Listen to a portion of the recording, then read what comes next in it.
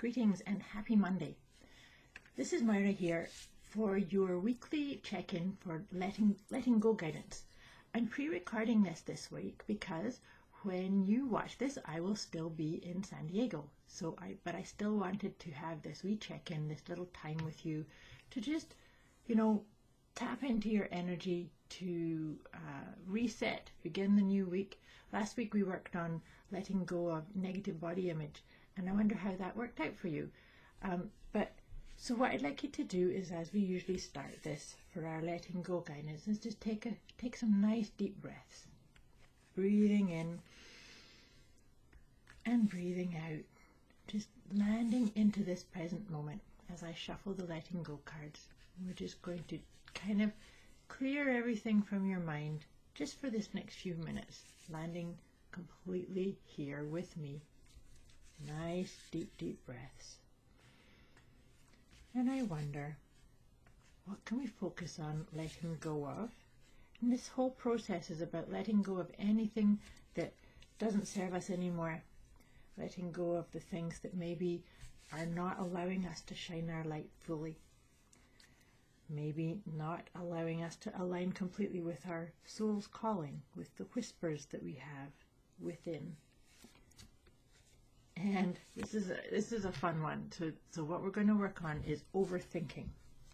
So how does overthinking show up for you? Do you get into your head way too much, thinking? And in fact, I know I do this. You get a thought and then it spawns another one and another one, and before you know it, you're somewhere completely different. And I don't know about you, but sometimes it's kind of useful to stop, and when you find yourself thinking about something, that happened years and years ago, or something that's not yet happened, and just check, how did I get here? Just follow the chain and then just let it go. Overthinking is not going to really achieve anything other than distract you completely from the present moment. And sometimes overthinking blocks you from actually seeing the solution at hand, or the positivity right in front of you if you get too stuck in your head. So see how that works. So overthinking is something that you can let go of by meditating, by using a mantra, by writing down all of the things that you're thinking about. There are lots of different ways of meeting yourself in that space of overthinking and then letting it go with compassion. So I always believe that these kind of things it's important to be aware of what's the limitation or what it is you're looking at letting go of, and then with love and compassion let it go. Not by putting yourself down or criticizing yourself or saying I should be better. No shooting, right? So sit with that, and I'm going to read out to you out of the book that I've written here about overthinking to see if it brings up any other ideas about how overthinking comes for you. So we have no control over things outside of our own self in life. It's impossible to make someone do something they do not choose for themselves. Not everyone will like you, what you do, or how you think or speak. You will gain nothing by draining yourself and by trying to figure out what you can't possibly understand.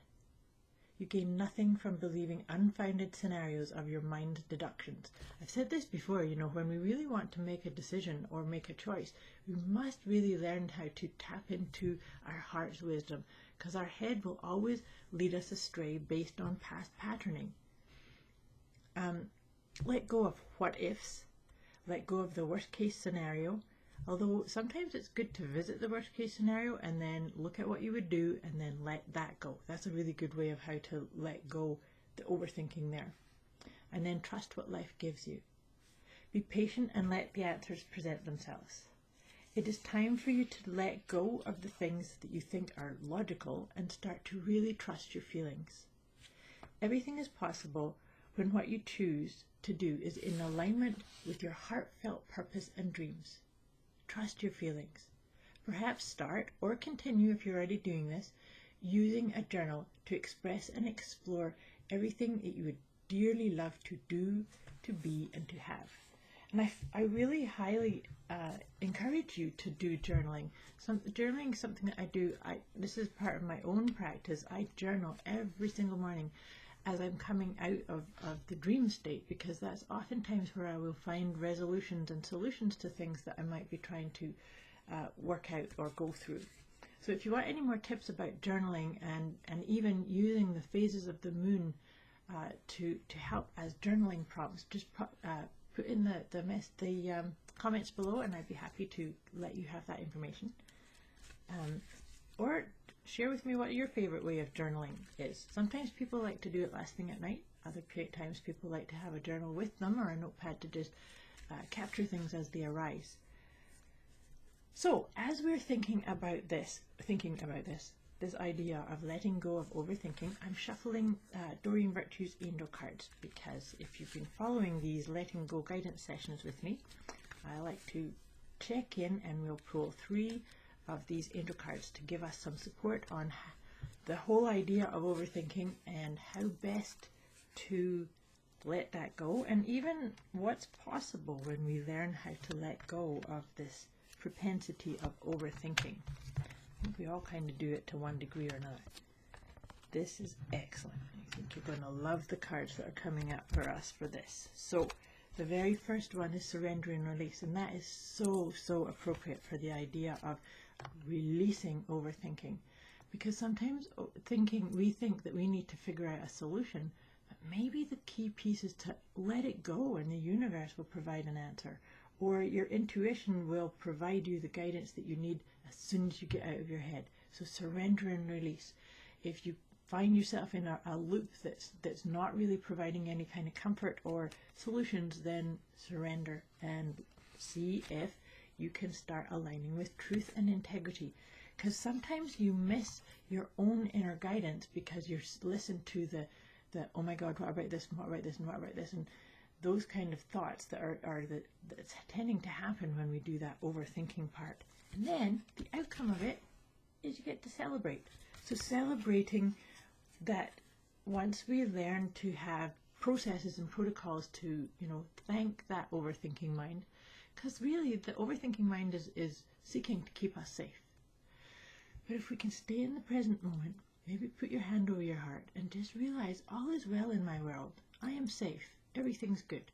That in itself can sometimes hush that chattery overthinking mind. I hope this serves you. Next week we will be back to our usual Facebook Live, but like I said, as I'm in San Diego with my sister, I just wanted to create this for you, and I will check in to see and interact with you if you've got any questions or comments. Much love to you. Talk to you soon.